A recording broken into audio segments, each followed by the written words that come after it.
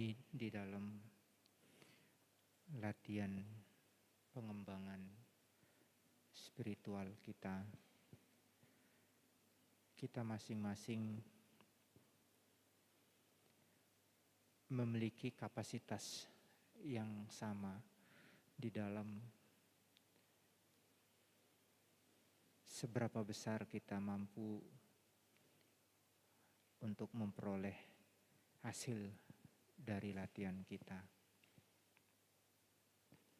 Terlepas dari apapun status kita, apakah sebagai seorang anggota sangga ataupun sebagai seorang umat awam.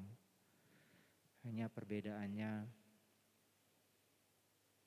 kalau sebagai anggota sangga tentu memiliki lebih banyak peluang dan waktu untuk berlatih, mengembangkan diri. Namun bukan berarti sebagai perumah tangga juga tidak memiliki kemungkinan untuk mendapatkan satu hasil. Tentu ini semua ditentukan oleh seberapa besar kita mendedikasikan waktu yang ada untuk latihan itu sendiri. Maka sesungguhnya indikator dari sebuah keberhasilan di dalam latihan sesungguhnya dalam keseharian kita bisa lihat, bisa kita rasakan sendiri. Jikalau artinya kita mampu berdamai dengan diri kita sendiri, ya, dengan orang lain, orang yang ada di sekitar kita, apakah anak, istri, suami, saudara, orang tua. Ini artinya kita mendapatkan kemajuan. Tetapi demikian pula sebaliknya, walaupun kita sudah menganggap diri kita mahir, banyak pengetahuan, tetapi di satu sisi ego kita, didik mana kita, pandangan, kesombongan, egoisme semakin berkembang dalam diri kita. Itu artinya kita belum mendapatkan kemajuan apa-apa.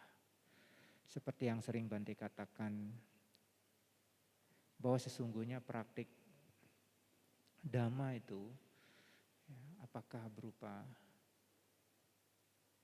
pelaksanaan praktik-praktik yang sifatnya mendasar atau sampai pada pengarahan terhadap pengembangan batin itu sendiri, ya, semua itu akan membawa manfaat dan kebahagiaan. Ya. Seperti apa yang Sang Buddha terangkan di dalam Theragata, Dhammo Sucino Sukamawahati. Praktik Dhamma akan membawa manfaat dan kebahagiaan. Tapi tidak jarang Bapak Ibu Saudara-saudara sekalian, di dalam setiap latihan kita, bahkan terkadang kita menganggap diri kita paling benar, diri kita paling pandai, diri kita lebih hebat dari orang lain. Ya. Ini artinya keegoismean itu semakin tumbuh berkembang. Keakuan kita semakin subur.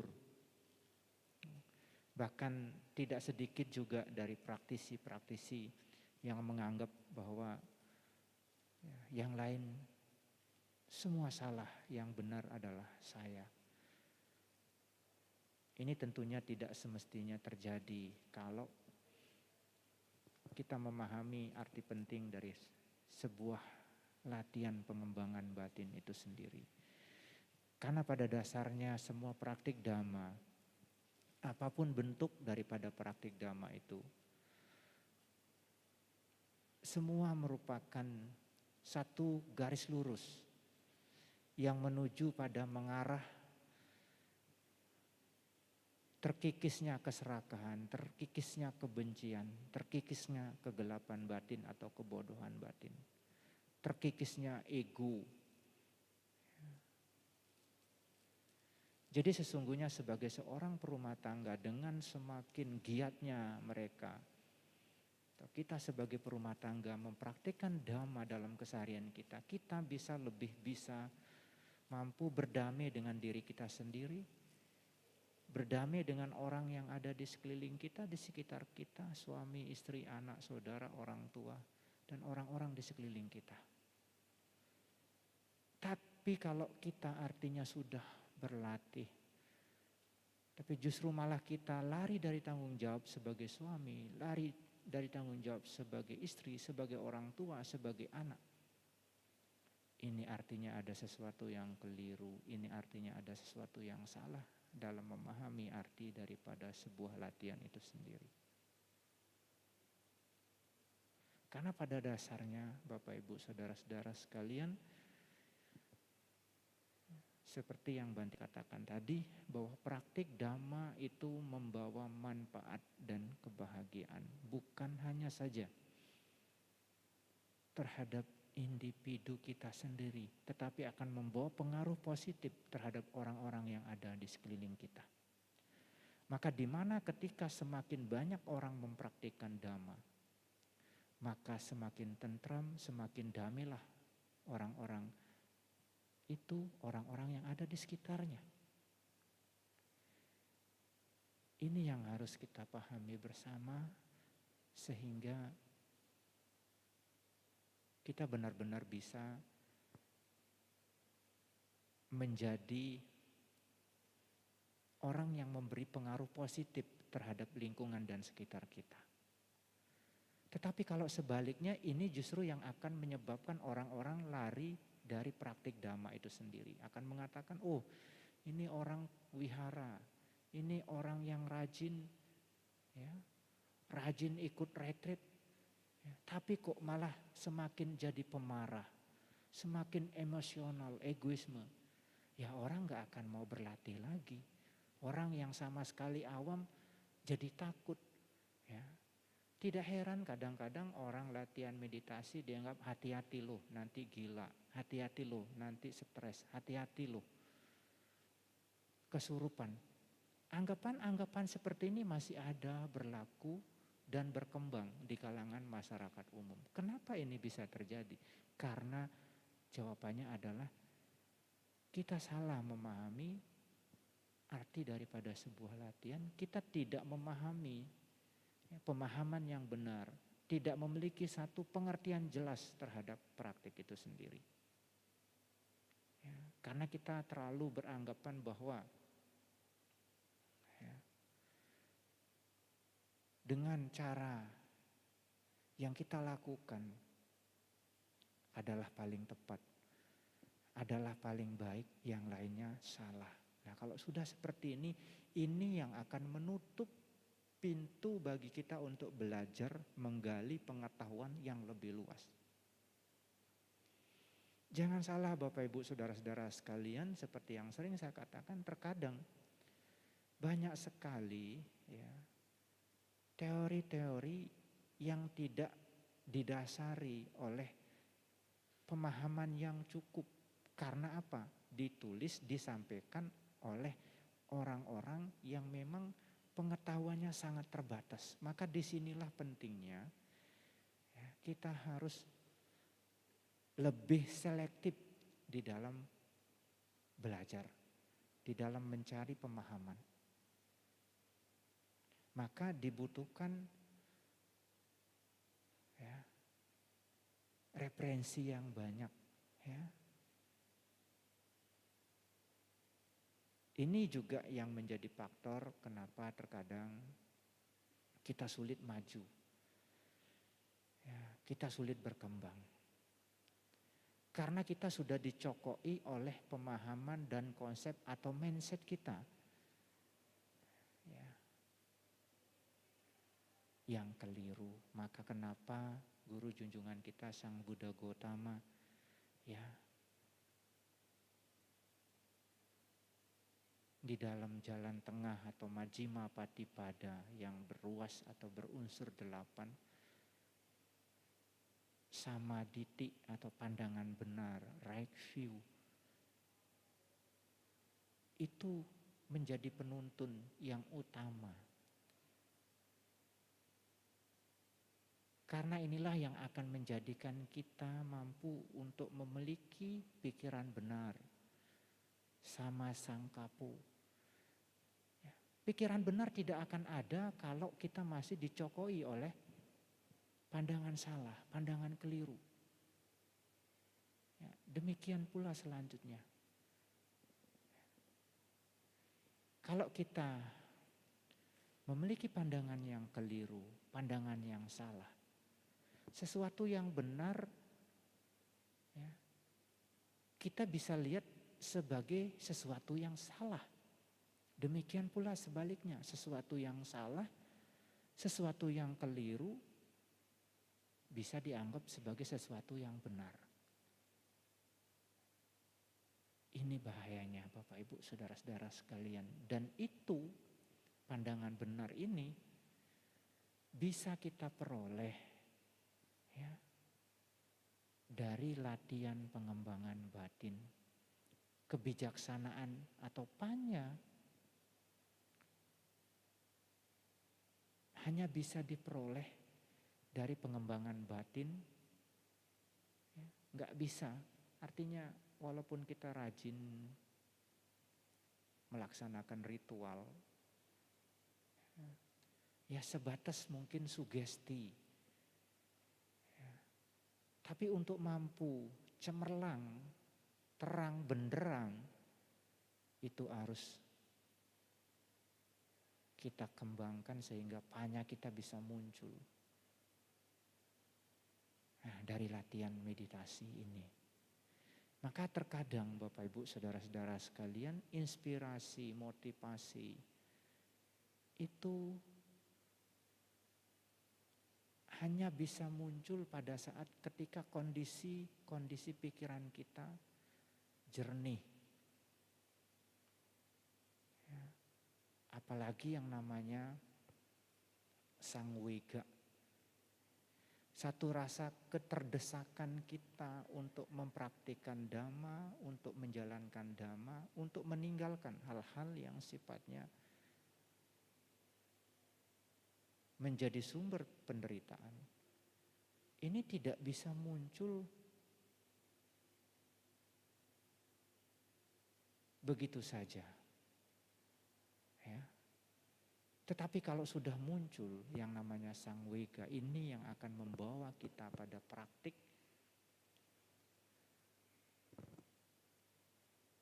yang sesungguhnya, yang artinya yang menjadikan kita merasa terdesak untuk segera melakukan sesuatu yang bisa membawa kita pada terbebasnya kita dari penderitaan. Ya, misalnya, ketika kita melihat orang meninggal, ya, bisa jadi dalam individu seseorang, dia merenungkan, ya, kita suatu saat nanti akan mengalami seperti apa yang dialami oleh orang ini. Kita suatu saat nanti akan berbaring di dalam peti. Kita suatu saat nanti pasti akan mengalami kematian. Ini yang akan memotivasi kita untuk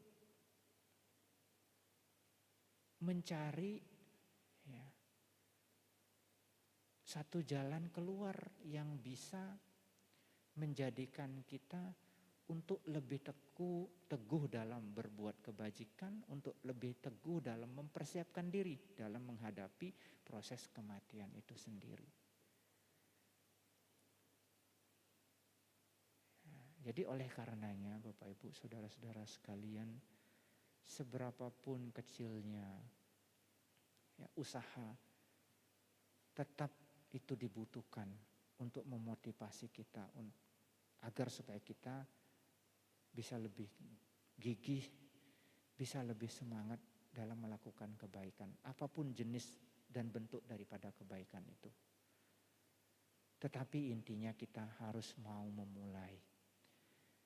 Kita sebagai perumah tangga, sebagai anggota sangga, ya, status berbeda, tetapi artinya kita masing-masing punya tanggung jawab. Tanggung jawab kita sebagai orang tua apa? Kita jalankan sebaik mungkin. Sehingga kita tidak berutang kepada anak cucu kita. Kita sebagai anak, kita jalankan tanggung jawab tugas kita sebagai anak. Jadi kalau dalam hidup ini masing-masing kita menjalankan tugas kita masing-masing sesuai dengan kewajiban dan tugas itu sendiri, hidup ini akan damai, hidup ini akan tentram. Ya, bukan malah sebaliknya. Artinya meninggalkan kewajiban hanya dengan menggunakan alasan, oh saya ingin berlatih, tetapi di satu sisi kewajiban dan tanggung jawab ditinggal, mengorbankan, artinya idealismenya sendiri, ini tentu tidak tepat. Maka kenapa yang namanya sati sampajanya, sadar, perhatian yang sadar dan jelas, pengertian yang jelas itu benar-benar harus kita miliki. Jadi yang namanya sampajanya atau pengertian jelas ini merupakan salah satu bentuk implementasi dari kebijaksanaan itu sendiri. Jadi istilah panya, istilah bijaksana itu banyak, banyak bahasanya, banyak kata gantinya. Salah satunya adalah sampajanya, tergantung penggunaannya. Ini ya Bapak Ibu saudara-saudara sekalian, ada yang mau ditanyakan mungkin? Kita tinggal 6 hari para biku menyelesaikan masa wasa. Nanti tanggal 10 Oktober itu adalah hari Maha Pawarana, masa berakhirnya masa wasa. Kemudian setelah itu merupakan masa Katina sampai purnama di bulan November, tepatnya tanggal 8 itu adalah akhir pada masa Katina. Jadi kita di Wihara Sakyamuni Buddha ITBC melaksanakan Sanggadana Katina Kala pada tanggal 15 Oktober hari Sabtu malam jam 7.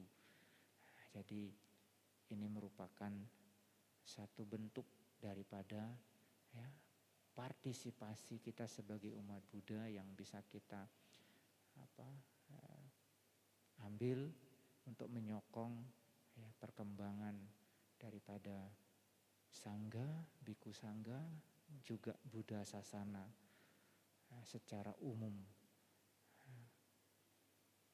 Kesempatan ini cuma ada sekali setahun, artinya dalam 1 bulan itu merupakan masa Katina Kala. Kalau sudah di luar daripada itu maka bisa saja melakukan Sanggadana, tetapi tentu bukan merupakan Katina lagi. Jadi ini ada yang mau ditanyakan? Jam 9 lewat. Kalau tidak ada, sampai jumpa nanti di hari Kamis depan hari Kamis. Jadi kita rutin setiap minggu ada 2 kali. Kemudian itu meditasinya. Kemudian setiap hari Ceit Sabgo Uposata, kebaktian Uposata. Dan kalau yang mulia Bante Jinadamu tetap berada di Medan, minggu terakhir setiap bulan itu juga ada meditasi yang dibimbing oleh beliau. Tidak ada yang mau ditanyakan. Kalau tidak ada, kita tutup dengan Patidana.